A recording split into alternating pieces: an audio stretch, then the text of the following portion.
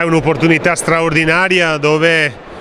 4 città, 4 province, 4 associazioni di categoria uniscono le forze per rafforzare e guardare al futuro del nostro territorio con un occhio importante rivolto all'Europa, e quando guardi all'Europa più ti presenti grande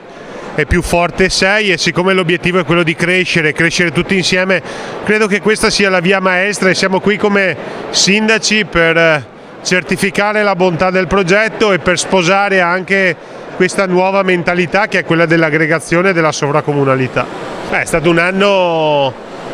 complicato ma ricco di opportunità, insomma complicato per i temi e le problematiche che a livello mondiale stiamo vivendo e che quindi non vedono esenti la comunità trevigiana, ma ricco di opportunità perché attraverso lo spirito di comunità, attraverso la serietà e la responsabilità stiamo costruendo e raccogliendo comunque i frutti per progettare un futuro. Mi riferisco al tema del PNRR, che ci vede ovviamente protagonisti attraverso la bontà dei progetti e attraverso anche la serietà della condivisione con tutti i componenti della società. Quindi Treviso ha certamente subito il colpo, ma si è rialzata e si è rimessa a correre verso il futuro. Dobbiamo vivere con grande realismo quelli che sono i problemi da comunità. Mai come adesso dobbiamo far squadra, far rete, affrontare giorno dopo giorno quelle che sono le sfide del momento. Oggi parliamo di